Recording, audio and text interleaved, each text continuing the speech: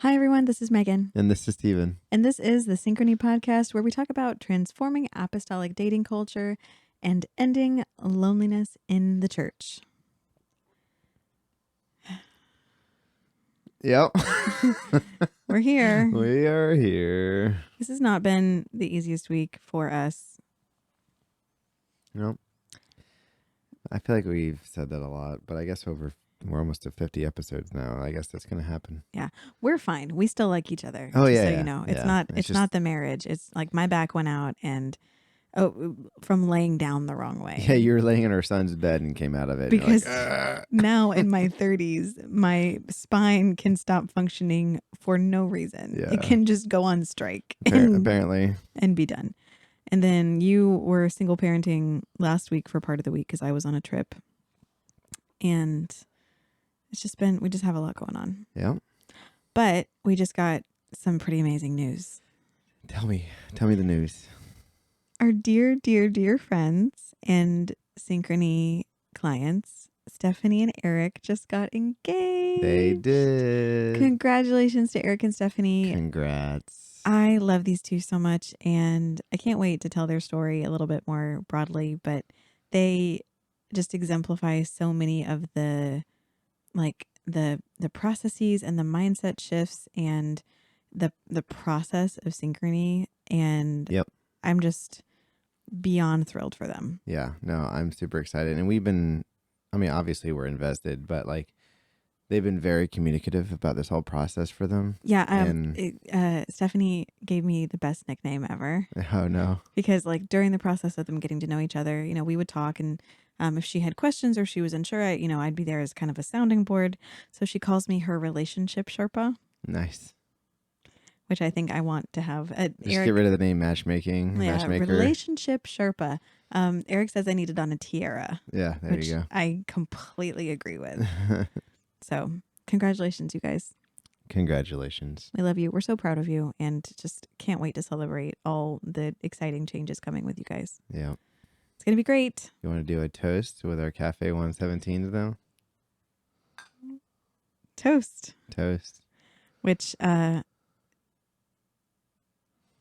is funny because Eric is related to Cafe 117. I haven't, we don't make that public, but that's why I said that. Yeah, I figured. I just wasn't sure if we were going to tell them that. But yeah, Eric's family is how we got to know Cafe 117 and Eric. That's right. And yeah, so it's exciting. If you don't know what Cafe 117 is, by the way, if you just hear us talking about this weird word and you don't know what it is, it's an apostolic owned coffee company that is run by some incredible people. And you can go check out their website and get your single origin coffees or blended coffees on subscription, roasted to order, sent right to your door. It'll keep you awake, it'll keep you happy, and it'll go and do good things in the world, because a good portion of their proceeds go to support all kinds of apostolic aid organizations. And Lord knows right now we really need a lot of those. That's right. So thanks to them for all the hard work that they do. You can go get a discount on your coffee by using the code in our description. Yep. We'd love for you to support them. That's right. Mm-hmm. Okay, babe, you are going to be in the hot seat tonight. Oh, boy. It's your seat, and it's hot. Because you're hot, and you're in the seat. Thanks. You're welcome. I'm also in a hoodie. Yes, and that was a choice. And drinking coffee. Yeah. Not in a cold house. No. So tonight we're going to talk about some themes that come up frequently when we're talking to men in the apostolic dating space. The landscape, we've already talked about this before, is really challenging for our guys. Yeah. Because the expectations on them are astronomical. Yep. Right. So I am going to throw some questions out to you, and I think sometimes these are going to be questions framed from a guy's perspective based on things that I've been sent, or, I put up some questions on our Instagram story and got some responses. So I'll ask some question from the perspective of guys in the dating space. Maybe I'll change my voice. This will be my dude voice when I ask questions like a dude. I don't think I can do that. I don't think I can pull it off. Okay. I'll ask guys perspective questions, and then we want to keep people's attention on the episode. It's fair. And then I have some questions from a girl's perspective just about these issues that guys face, because I think women might not have as clear of a sense of what is going on under the surface. Okay. So first of all, these episodes are not scripted. For your long-time listeners, you definitely know that. But if you're new and just listening to us, this is not scripted. Second of all, I do not speak on the behalf of all men. Right. Stephen is not representative of every male that you could potentially date. So this is just my perspective of my experiences in the male dating space. Yeah, and the guys that you know and that you speak with. And the guys I know, yeah, exactly. You spend a lot of time around men of different ages and different walks of life. Your male relationships are very important to you. Yep.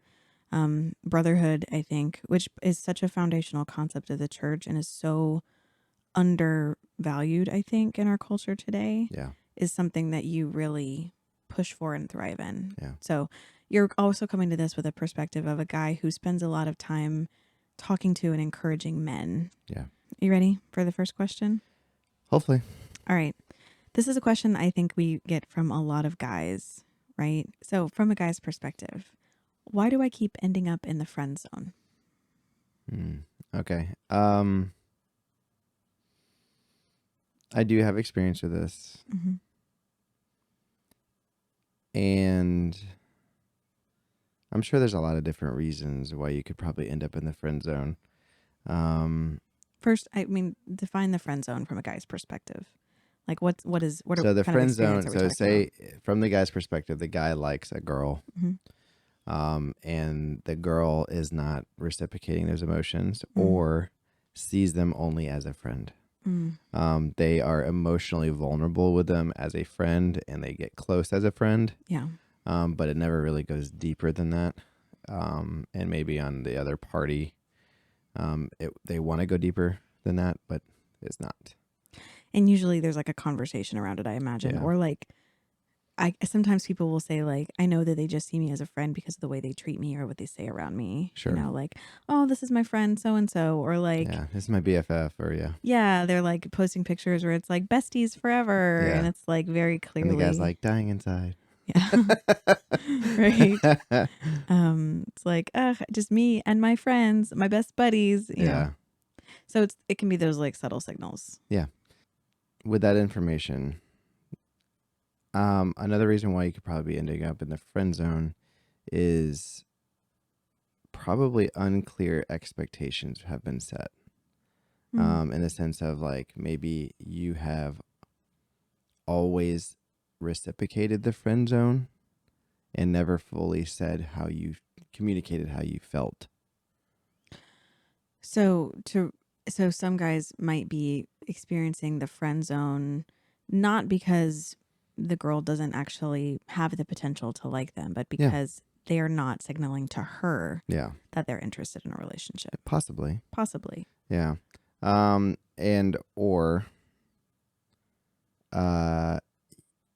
can see this happening a lot, especially when you're younger. You're trying to figure out who you are and what you want and who you want to be with.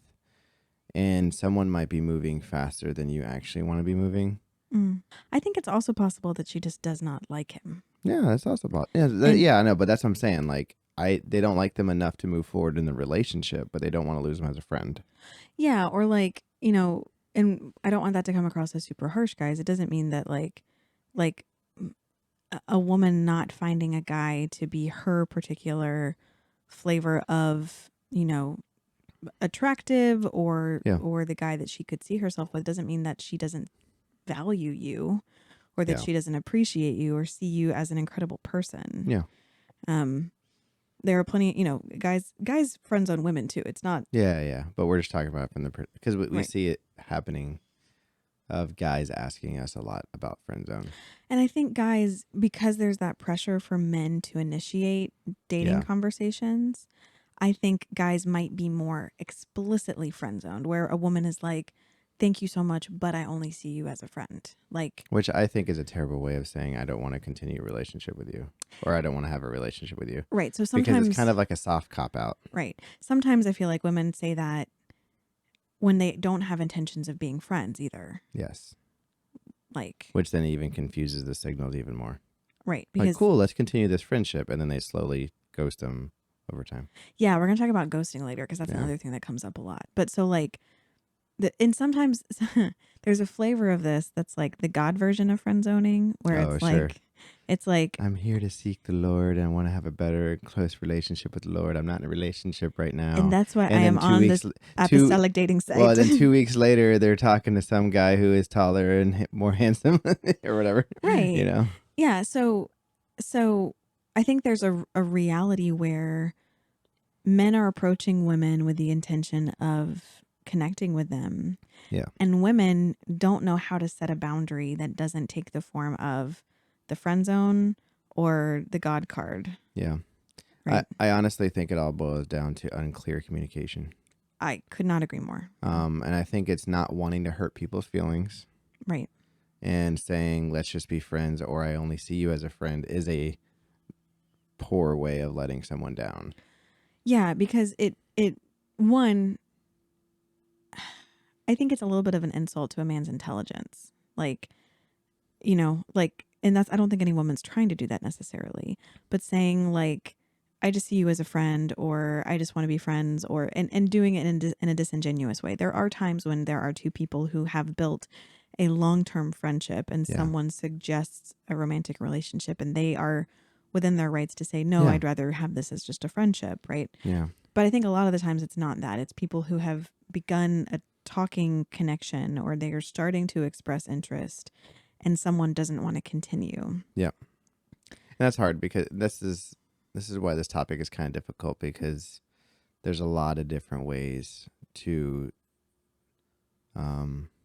I was about to say skin a cat, but there's a lot of different ways. That's the true crime podcast, babe. It's not us. Sure. There's a lot. It's just a figure of speech, but there's a lot of different ways of this happening in different situations, in which in one context it might be the right way of handling something, or in a different context it might not be. So Here's a question related to that. okay. Is getting friend zoned a rejection? Like, if someone gets friend zoned, should they see that as a closed door, or as like a maybe later? A guy in particular. Again, I think this comes down to really poor communication. So I think in an ideal world, the friend zone should be, that's them saying, I don't want to continue. I don't want to have a relationship with you. Mm-hmm.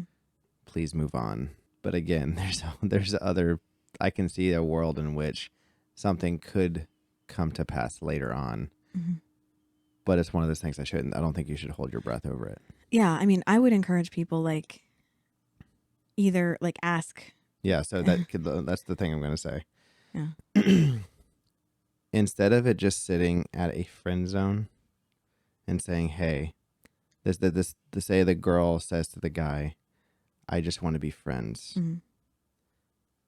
I think this would be a great time for the guy to step in and say, just to be clear, I do have interest with you and would like to take you out on some dates. Are you not interested in that? Yeah. Or like, if not, I don't know if being friends is going to be okay for me.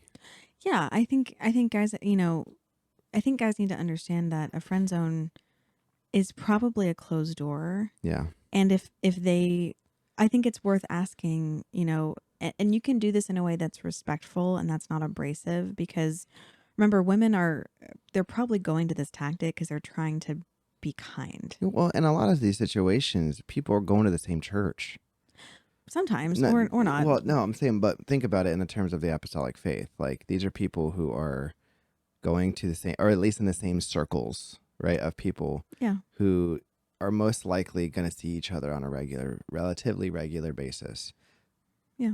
This also happens a lot online, and online interactions where they're not close to each other. Sure, but that person doesn't want to burn the bridge, because you're probably going to have to work in ministry with that person later, or be around that person, or at minimum, you're part of the same church community. Again, and we've talked to people about letting people down in a godly way, right? So I think that's important.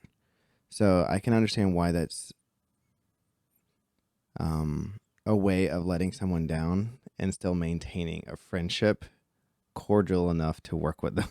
Yeah, but here's the thing. Like, in my mind, what comes after a dating relationship that doesn't work out is not usually friendship. Like, No. you just become acquaintances again, right? And I almost think it's a problem that we use the word friendship to describe that, because I Yeah, think that's we true. use friendship as like a consolation prize. Yeah. Like, I don't want to have a relationship with you, but here's a friendship. Yeah. And it's not a true friendship, No, it's not. because if you know, if a woman says, I just want to be friends to a guy who's expressed interest in her, that means she doesn't probably want to continue receiving a lot of constant communication, potentially, Yeah. right? She's not expecting that to continue to be an active part of her life. So where's the friendship? Like, Yeah. and I think, like, it would be better for her to say, I have so much respect for you and I've really appreciated getting to know you. I don't think we're right for each other and I don't see a future together. And I would love for you to go find someone who has that potential for you, Yeah. because you deserve that. Yeah. Like, that is a much better way. And that's great. Yeah. And I think what you just said is fantastic. But this episode is talking about more about the person being friend zoned Mm-hmm. and how to respond to that. Sure. Because So, the yeah. person who is friend zoning probably hasn't been listening to us Right. necessarily. So if a girl comes to a guy Yet. right. If a girl comes to a guy and says, like, you know, he's like, hey, would you like to go out sometime, or would you like to do this thing, or hey, I really like you. And she says, I really just see you as a friend. You coming back as the guy and getting that clarification Yes. of, hey, I need to understand what that means. Yeah. Does that mean that you don't see a relationship and that you don't expect us to continue to talk? Yeah. Asking for clarification. Right. Does that mean that you don't know enough about me yet, that you need to know more before you can decide whether or not, like, Yeah. lay out some options for her. Yeah. It might just be she wants to get to know you better before she makes another step forward. So, Right. But obviously, again, situational. So I think the takeaway there is, like, guys end up in the friend zone. Correct me if you think this is wrong. Mostly because women are unsure about how to communicate about what they do and don't want. There's not a safe way for me to answer that question. Okay. Let me frame I do it a not different feel way. like I would come out in the positive for the guys or the girls in that situation. Okay. Let me frame it this way. When a guy encounters the friend zone, your advice is ask for clarification. Ask for clarification. Right. And just so that way, when you walk away from that conversation, you have closure. Right. You can say, cool, she has given me actionable steps to work towards for us to potentially maybe have a relationship later, or I now know how she truly feels and she does not want to pursue a relationship with me. So I now can let my heart start letting go of this person, heal, and then work towards possibly another relationship later. Yeah, because I think what happens when a guy is told, like, I just want to be friends, and they kind of cling to that because they feel like there might be hope. Yeah. I think that can lead to a lot of bitterness, because then they see this person having other relationships, moving on to other people, and it can make them feel sort of a secondary, almost betrayal, right? Yeah. Like, I thought we were friends, and now look, you're going off and doing these things right in front of me, and that can feel very painful. So allowing that door to just completely close. Yeah, and it's hard too, especially even if you are in a legitimate friendship. Sure, yeah. And then, like, depending on the relationship, like you said, there might be bitterness, or there might be confusion, or maybe not bitterness, but just like frustration. Like, hey, Right. you said you were going to do this, and now you're doing this. So now it feels a little hypocritical. Right. So, but again, that's why I think having that closure to be able to give you the space to be able to move forward will be in yours and the other person's best interest. I want to talk about another experience that guys have asked us about that is maybe kind of related, but a bit more difficult and, like, sinister. Okay. So some guys talk about an experience where they're interested in a woman, they start to talk back and forth, and they express interest, and she puts up a friend zone barrier, right? But then at times when, at regular intervals, she comes back and demonstrates interest again in their mind. Maybe she flirts a little bit, or she drops a suggestion of some kind, or she wants to call and talk, or she compliments them in a way that feels like interest. Yeah, like flirty. Yeah, and so they start to get mixed signals, like, is this happening or is it not, right? What's your advice to a guy in that situation where a woman who has already said, I don't see us in a relationship, continues to engage with him in a way that makes him feel like she's expressing interest? I have a feeling I'm going to sound like a broken record on this episode. Yeah, but people need to hear it. I would ask for a moment of that person's time if you have the capability of having a phone call, at least. I do not recommend a text message. I would recommend a in-person interaction or phone call if you can. Right. If you can't be in person. And ask directly, hey, we had a conversation that said you did not want to be in a relationship with me. And I feel like recently that you have been commenting on my posts. You've been reaching out to me. You've been giving me suggestions that you have interest in me. And that's how I'm reading it. Is that the case? And if they say yes or no, then go from there. But basically, I'm assuming they're going to say no in this situation. No, I don't have interest. And we'll say, okay, well, can you please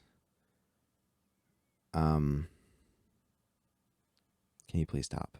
Yeah, I mean, I think there might be a need at that point if this person's actions are affecting you emotionally, because a lot of guys talk about this mixed signals are really painful, right? Yeah. And for what it's worth, women experience this too, but specifically for guys, it's okay to say, okay, I respect you and I appreciate this. I'm not comfortable continuing conversations like this. Yeah. So I'm going to. Well, and you can say, hey, I wanted a relationship with you. And when I see these messages, there's a part of me that hopes that it's going to work out, but I want to respect what you told me. And what you told me feels very differently than what you're showing me. Right. And for clarity, like, you're not having this conversation to convince someone to do something. You're not coming into this conversation in the hopes that just by pointing it out, they'll be like, oh, you're right. I do actually really like you. Yeah. Right? This is not like trying to blackmail them into all of a sudden liking you. Right. Or help them awaken to their own feelings. Right. Yeah. Like, it's you saying, you said this, but your actions demonstrate otherwise. Yeah.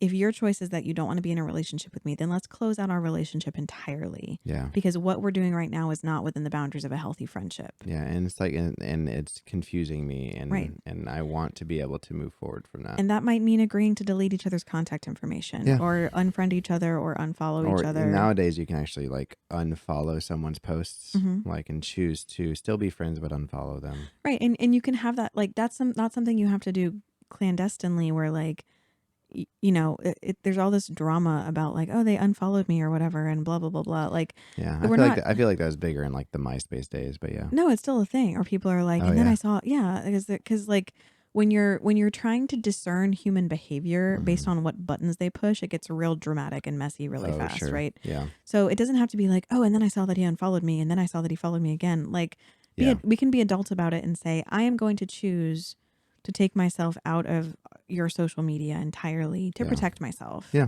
You did that to me, kind of, like. I didn't delete your Facebook, but I basically said, like, listen, we're not having any conversations after this. Yeah, when we were, and I respected you for that because you were setting a really clear boundary. Yeah. So here's the thing, guys. And for the guys listening who are having issues with this or similar issues, practicing these clear communication skills is going to be very important for your future relationships. 100%. Because if you, like, communication is, like, the key to success, I think, in any healthy marriage. It's also a skill set that women are actively seeking out in men. And cultivating that early is important. I think it's important, too, to highlight that these interactions, when you're having these boundary conversations, should be done in a way that is kind and Christ-like. Yeah, this isn't like you said this, Mm-hmm. so I am doing this, and like it It's shouldn't not be retaliatory. It shouldn't be sassy. It shouldn't be aggressive. Right. Again, the fruits of the Spirit apply to all of your interactions. Yeah. And I'm learning that more and more in my walk with God. And I think that more people need to hear that and apply that to their lives. Yeah. So, you know, you can have this difficult conversation where you draw a hard line and say, we're not going to interact anymore, and it be done from a place of compassion. Yeah. And because, a lot of guys, I think, and this is me sort of putting on like a woman's perspective about this. A lot of guys feel like women are purposefully manipulating them when they do this. This is what I'm reading into it. No, it's true. I can Right. see that. Yeah, they're sending me mixed signals, and it's because they're playing with my emotions. Yeah, and they're toying with my heart. right. And there may be women out there who are doing that. Sure. I think the majority of women aren't. And Yeah. I don't think that means that you should be lax with your boundaries. I think Yeah. you should ask for what you need and set those clear lines. But understand that just like guys are dating or trying their best to date in a holy way in a fallen world where they're being told to prioritize the wrong things. Yeah. Women are taught throughout our entire lives that our intrinsic value has to do with our attractiveness. Yeah. That's one of the key messages that the world pumps into our brains from the times that we're very, very young, from the time that they give us our first Barbie doll. Yeah. That message is being flooded into our minds that someone being attracted to us means that we are okay, means that we're acceptable, that we're good. Yep. And it can be very difficult for a woman, and I'm not saying this justifies it because this is still wrong. Women who find themselves seeking out the attention of a man that they don't actually have a lot of interest in romantically, but who provides that reassurance. It's not healthy. It's not right. Again, this is fallen world mentality dating. Yeah. But I want guys to understand that background so that when they're hearing that, they can respond out of a place of compassion. Yeah. And understand, like, look, you're giving me mixed signals here, and I can't do that for myself. I wish you the best, and I want you to know that, like, this doesn't mean that I'm rejecting you or that I think you're a bad person. This relationship and what we've created here with our communication doesn't work for me. Yeah. I don't want people to come out of this thinking that, cultivating a skepticism that everyone's like out to get them in these scenarios. No, and I can see that being, it's kind of like negative reinforcement, right? Like a self-fulfilling prophecy. Yeah, self-fulfilling. Yeah. Like I can see that if that's something that's happened to you multiple times, then you can start to expect it from the next person, which then doesn't give that person the full benefit of the doubt to become the full person that they should be. Right. You're kind of like pigeonholing them into a specific role or a look that really isn't who that person is. Yeah. I also think, a lot of this ties into what we've talked about with rejection. And I encourage you to go back and listen to that rejection episode because I think they tie in really closely. But something to remember in all of this is that a woman who has not really gotten to know you on a very deep level, who then says that she just wants to be friends or creates those boundaries, isn't rejecting you and your deepest self. It feels like it. It feels like it. But it's not. Right. And it's hard. She's rejecting you as an option for a partner. Yeah. But she doesn't know you truly well enough to be saying, no, I don't want to be with you. Right. Even in scenarios, I think, where you have very, very close friends who do, like a guy and a girl who are close friends for a long time, where one of them does broach the subject of a relationship and the other one says, no, I'd like to keep our friendship. Even then, even though they might know you as a person, they might not understand what you have to offer in the realm of being a partner. Yeah. So they're not rejecting you as a person or saying that you lack value or rejecting your sort of intrinsic attractiveness, right? They're just saying you're not for me. Yeah. It goes back to like the value of gold does not change even if someone prefers to wear silver, right? Your intrinsic value and what you have to offer does not change based on someone else's opinion. Yeah. And I encourage people, if they get into a situation where they're friend zoned, to create that hard boundary as quickly as they can so that there's no lingering doubt. Close up that option, Yeah. take the time to heal, and shift your entire focus away to someone else. Yeah. If you're So, seeking out someone. yeah, I think the reason, so a part of the reason why I think this happens so often is scarcity mindset. Say more about that. It's the idea of I have found someone that I really like and slash want as a partner. And I might not find another one. Mm-hmm. So they hold on to the hope, even if there has been a friend zone. Yeah. And instead of allowing their hearts to heal and move on and look forward to a new relationship, they kind of, in the back of their heart, hold on to that person. Mm-hmm. It's because they're not sure if they're going to find someone else. Right. Or this person, like, sometimes if we have someone who fulfills a lot of our hopes and dreams and like fantasies of Or what, you might have dreamed together. yeah, like my point is, like, if you have, if this person checked all your boxes, Yeah. right, and in your mind they fit every criteria that you could envision for a partner, Yeah. them saying no can be difficult because it's not just about them not wanting to be with you, it's about you maybe not achieving what you thought you would in a relationship. Yeah. Right. I think we've already started to cover some of this, but I think that ghosting, which is another complaint that we get from guys, fits into this whole category of avoiding the conversation. Yeah. And in my opinion, as a woman, so I'm putting on my girl perspective hat, right? I think a guy would be totally within his rights to reach out to someone who has ghosted him and just say, hey, I wanted to let you know that I've decided to cut off this communication. Thank you for your time. You know, like to for him to put a hard boundary on it, even if she's sort of vanished. Yeah. For his own sake. Yeah. Would you agree with that? Yeah, absolutely. I think that would initially be perceived as awkward. Yeah. Like, I'm not ghosting. I'm not firing. I'm not getting fired. I'm quitting, you know, like, Sure. but I can see that as, again, it's going back to the closure mindset. Mm-hmm. It's going back to allowing yourself to give yourself a hard boundary to be able to move forward. And I think that would be great. I wish I would have done that in the past because I've been ghosted before. And it was like, it wasn't even like a kind of dating relationship. Like, I had dated this person for a while. Yeah. And out of nowhere, it's just like 1 week didn't get a response, next week didn't get a response, third week I was like, what is going on? I was You guys so were in confused. like a long distance relationship. Yeah, and again, it was long distance, so I couldn't just drive over and just check in. So it was confusing. Mm-hmm. And eventually got a hold of them and we had a conversation about it and it was finalized, and that's fine. But I'm like, I just want to know what was going on. Like, hello. Yeah. And again, like, I want to emphasize again, you might have, as a guy, you might have all kinds of emotions around this, and it might be really, really emotionally difficult. You have to come into these conversations with a very level head, and out of respect for yourself and her, not make it about making her feel bad about what she did. Yeah.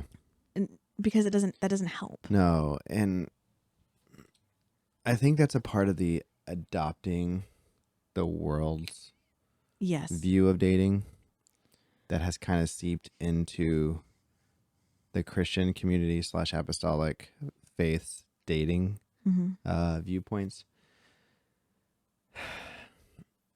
There's a level of if you hurt me, I'm going to hurt you. Yeah, like eye for an eye. Yeah, and that is very non-biblical. Yeah. And two, it is not productive whatsoever. No one comes out of that better. No. And sure, don't get me wrong, it hurts. I'm not belittling the idea of that this person did not cause you pain. But if we are trying to live Christ-like, then calling this person names or belittling them, degrading them as a result of your pain is not going to accomplish anything. No. And burn a lot of bridges. And also, I mean, for a more secular reason, that's going to follow you. Yeah. If you're trying to send them something, like let's say that you've been interacting with this person online and you start typing a message to create that boundary and it's starting to turn into a book, chances are you're oversharing, and you just need to be saying, "Hey, thanks for your time. I've decided to move on. Praying for you. God bless." Done. Yeah. Period. Close the chat, delete, block. Do what you got to do. But don't go into, don't feel like you have to suddenly be like, I put myself out there and I felt like I didn't get anything back from you. I put my heart on the line and don't, like, I was wearing my heart on my sleeve and you ripped it off my arm and stomped on it. Like, Yeah. this isn't about needing to Prove that they hurt you. Right. Or And show in all the 1,000 different ways. Like, don't get me wrong, communicate, but like, be objective. yeah, because at the end of the day, like the difference, going back to what you were talking about a second ago, the difference between someone in the world rejecting someone is you can go your separate ways and you have no connection to that person after that. Yeah. When you say no to another Christian, you guys are still part of the same family. Yeah. You're all part of the body. They're still your brother or sister in Christ. Yeah. You don't get to stop being connected to them after that interaction. Even if you don't see them again because you go and minister in separate parts of the world, you are still connected to them through the body. And they might be your superintendent one day. who knows? You're still obligated to pray for them. You're still obligated to hold them up, and you're still obligated to treat them as you want to be treated for the sake of the body. You don't get to just cut ties. No. I think you're absolutely right that the idea that we can just set everything on fire, Carrie Underwood style, and leave someone, in a blaze of glory or whatever is counter to Christian culture and Christian dating. We don't normally give this kind of advice on the like spiritual advice. Sure. But this is something that I've done when I've had to pray about a situation that I'm not normally used to being in. Yeah. And I want to make sure that I'm in the right mindset. Mm. If there's a message that you're about to send to someone and there's a lot of finger pointing, there's a lot of potential finger pointing, I should say. Like, I know you might be trying to be constructive. You might want to get your point across. You might want to feel validated. Stop before you send or talk to this person and pray and ask God to purify your motives. Yeah. That's something that I like, especially if I've felt carnal and I go to pray for someone in the altar. That's something I do for myself. I say, Lord, this is not about my glory. This is about you. This is about this person receiving their healing or being ministered to.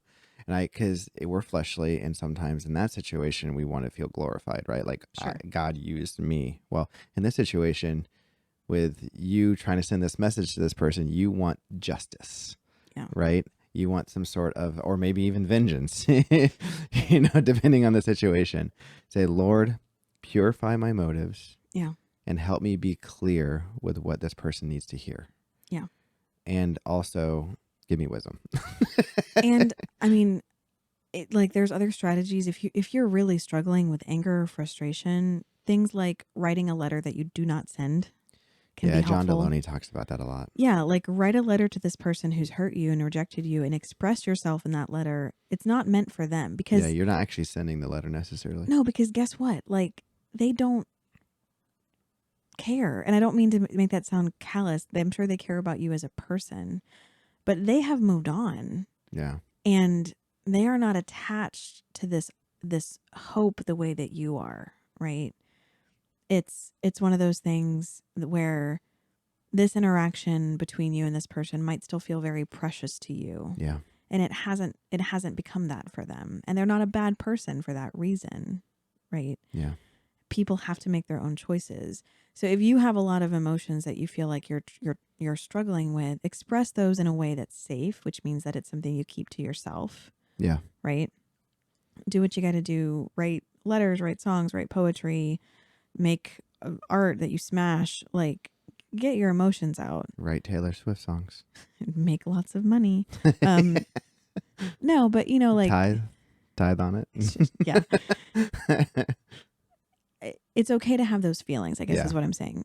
We've all experienced like, liking someone who doesn't like us back. Yeah. Right.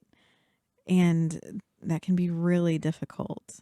It's a very common human experience. And the measure, I think, of a mature Christian is not avoiding that experience. It's responding in a Christian way when your carnality and your humanity really wants to cause a scene, create vengeance, create strife. Yeah. I want to address the ladies who might be listening to this for a second. Sure. Right. If a guy is reaching out to you who you do not feel like is a prospect for you, you owe him clear and respectful communication. And that means you tell him honestly what your feelings are. You don't sugarcoat it, but you're kind. Yeah. And then you don't use him to fulfill that need to feel appreciated, right? He does not deserve that. No. And if a guy did that to you, it would feel painful and manipulative. I want women to understand that just because someone seems like they're not a prospect for you doesn't mean that they deserve any less than your respectful clarity. Yeah. There's a book called Radical Candor, and it's written about the workplace. And Kim Scott is the author. And it's it's kind of like Silicon Valley sort of flavor of management. So if you're into businessy books, it's worth reading. But she basically says that radical candor is the balance of caring deeply and challenging directly, right? It's both of those things together. If you care deeply and don't challenge directly, if you're a bleeding heart for this person, but you're not willing to say directly what you think, then you can fall prey to, I forget what she calls it, but basically it's like you can fall prey to just eventually like false care that can become disingenuous and create bitterness, right? And if you're just challenging and you're abrasive, then you're a jerk. Yeah. But when you can balance those two things, caring deeply and challenging directly, right? I see you as a person of worth. I see you as a brother in Christ. I see that you have so much to offer and I respect you tremendously and I want good things for you. That's why I can't continue to try to start a relationship with you. Out of my, and you don't have to be this flowery, but the origin of it should be out of my respect for you as a brother in Christ. I owe you the opportunity to go find a relationship that brings you fulfillment without a lingering question mark over here around me. Yeah. So I owe my brother the ability to say, this is not going to progress the way you want it to progress. I'm sorry if that disappoints you. I wish you all the best. I want you to have the chance to go find something great for yourself. Yeah. Okay. We've talked about the friend zone. We've talked about ghosting. We talked a little bit about rejection. I think one other thing that I want to touch on, and I think this is a big can of worms that we'll have to dig into later, is some of the unrealistic expectations that women have for men, criteria that they're expecting them to meet to be a valuable partner. Okay. So that sounds like it's going to be more in your court than mine. Well, so here are some of the things that guys brought up to me when I asked about this, right? Oh, okay. So like one of the things that they brought up to me is this idea that it seems like every woman wants to marry a preacher. Okay. And I think that our church culture has put a bit of an unhealthy emphasis on the value of a pulpit ministry versus other more behind the scenes ministries. Yeah. And I think it might have been unintentional that it was like, I don't think that ministry valued the pulpit more, but I think it's, as a young kid, I remember hearing that you're either a preacher or you're not. Ask any pastor right now whether they would prefer to have 10 additional preachers or 10 people who can clean the church and fix cars. Yeah. And I bet you they would take the latter. Yeah, exactly. And I'm sure there's all mixed of different ministers that have set different expectations, whether Sure. healthy or unhealthy, that are out there. But only a certain amount of people can be behind pulpit preachers. Yeah. And it's not anyone can do it technically, but the church consists of so much more than that. And I think for women, one of the reasons why that seems like an attractive thing isn't just because they like the idea of seeing their husband in a suit behind a pulpit. It connotes a level of intelligence because you have to be, I know a lot of dumb people that are behind pulpits. Stephen. Talking about friends, not anyone specifically. That sounded so disrespectful. No, sorry. All of our licensed friends, you have a right to feel horribly offended by No, I'm just saying. I was trying to debunk your thing, but I can see where you're coming from. Yeah, like I think we've been taught that like you have to be at least quick. You have to be a good communicator. It's a skill that has been built and learned. It's a skill, right? You have to be dynamic, right? Generally speaking, someone who's a preacher, theoretically, and I say theoretically because I've talked to a lot of women who used to be married to preachers. Theoretically, they are more well versed maybe in spiritual things. They have a higher degree of spiritual accountability. All of those things should be true, but aren't necessarily, I think. And I don't think that pulpit ministers are necessarily, we should consider them automatically to be more spiritual than people in the pew, right? They have different offices that they hold. But so I think for some women, they see pulpit ministry as a safe bet. Yeah. Like if a guy's behind a pulpit, ideally he's committed to the ministry. He's deeply committed to the truth. He's definitely involved in church. He's intelligent. He's a good communicator. Is the perception. I was going to say, because I know that not all of those things translate. 100%. I think it's a false perception. Yeah. There are some, these two things don't necessarily have to correlate, right? There are some ministers who are all of those things. Yeah. And there are plenty of ministers who are not. Yeah. But telling that to a 15-year-old, 16-year-old girl Sure. who doesn't really know exactly who they are yet. Right. The aspiration is a minister, a preacher, Mm-hmm. right? Eventually I would love to be a pastor or a pastor's wife or going to work in the field as a minister with my husband. Yeah. And I can see that being a goal. I think that it comes from women not understanding how to find a partner based on their values. And that's what I was saying. Like it's a safe bet. Right? A safer bet whenever you're 15 or 16, 17, 18. When you don't have a different rubric. You don't have a different rubric that's like, oh, that should be a good safe bet, right?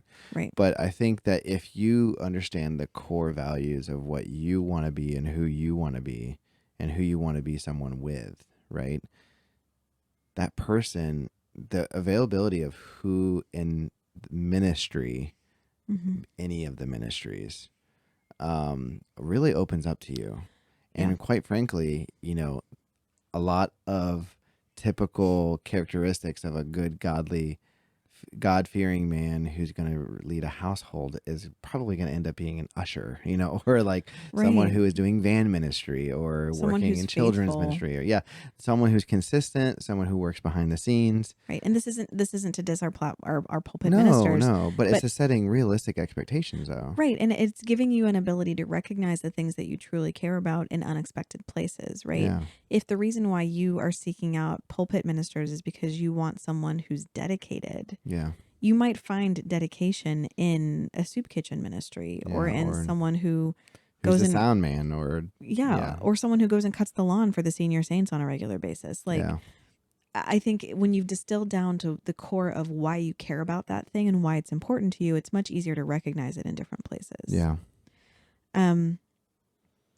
So I think that, for men who are experiencing rejection from women that they believe has to do with them not fitting those cultural standards, it's going to be hard for them to go like reset that woman's understanding or help coach her to find her values. Like that's not worth your time. It's not his or her job to do that either. No, I agree. So I think in those moments, what I want them to hear from this is that, again, that rejection isn't about you, Yeah. right?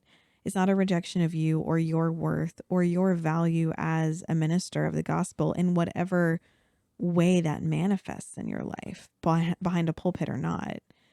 It's a reflection of, again, us living in a fallen world dating mentality where what we prioritize is more about the outward show of what someone's doing versus the values that inform it. Yeah. So if you have been someone who has been friend zoning someone Mhm. and you change your mind, Mm.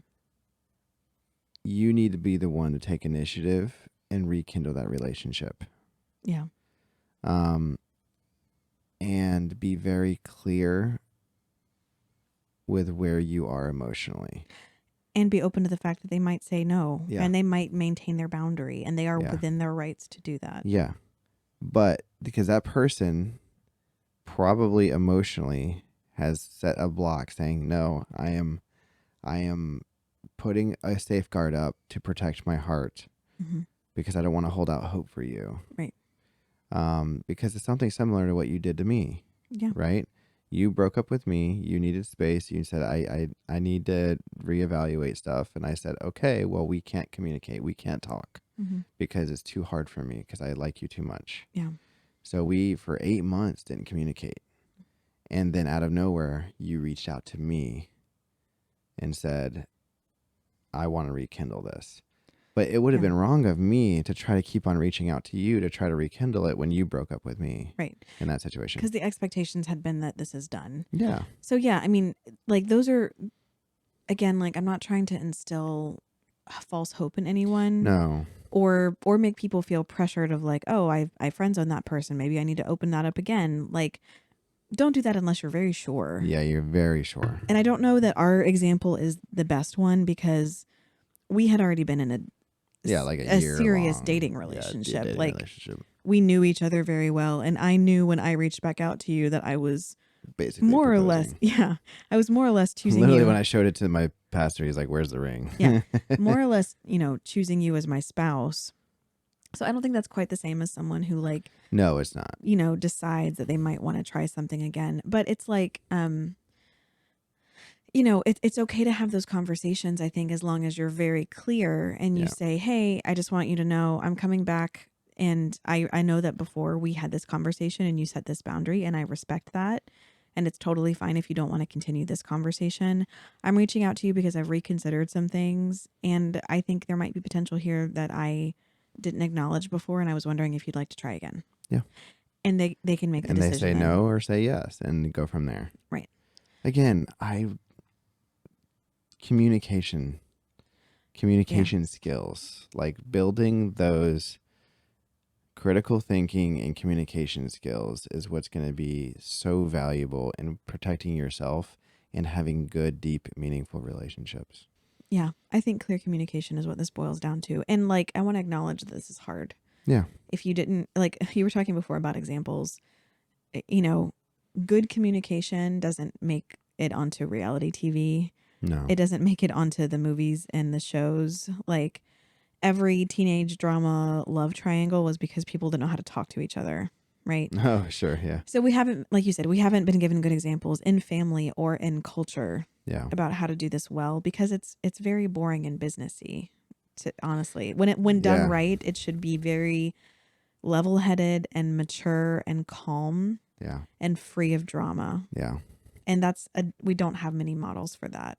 Okay. I feel like we've trampled all over a bunch of different topics and crossed a bunch of different, like... We have. This is a little bit of a muddy episode, but... Yeah, that's a bit of it's a buffet. Just take little pieces. Sure. Take little pieces and make a weird plate that doesn't make any sense together. Yeah. Anyway, quick announcement. We are going to be in Lufkin next week. So when this comes out, it'll just be a few days away, which is pretty awesome. Oh gosh, we got to record another episode. Yeah, we do. We're not going to be in Lufkin as a vendor. No. So I just want to be really clear about that. We are going in support of the Texas District Singles Ministry. Yep. We're there to meet people and mingle and just provide additional hands and and, worship with everyone while we're there. Yeah. So we would love nothing more than to chat with you if you're there. We're not going to have a booth or anything like that. Yep. You'll have to come find us. We're not going to be handing out a bunch of our materials or anything.